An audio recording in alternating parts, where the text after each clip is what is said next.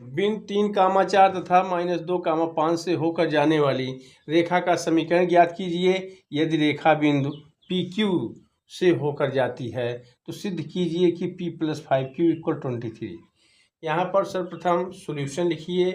अब उसके बाद जो है ये पहला है x1 x2, तो x1 = 3, x2 = -2 और y1 = 4, फिर y2 = 5।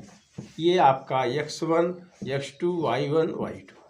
अब इससे होकर जाने वाली रेखा का समीकरण है y - y1 = y2 - y1 अपान x2 - x1 into x - x1। अब इसी पर इसको रख देना है, तो y - y1 4 है, 4 लिखिए, और y2 कितना है, y2 5 है, 5 - y1 4 अपान x2 -2 है, फिर उसके बाद माइनस है तो माइनस लगाओ, x1 3 है, 3 लिखिए, अब इंटू x - x1 कितना है, 3 है। अब उसके बाद y - 4 = 5 में से 4 ये 1, ये -3 2 5। अब x - 3, अब इसका इसमें गुणा कर दीजिए, -5 का, -5y, फिर उसके बाद माइनस माइनस प्लस 5 × 20 = x - 3।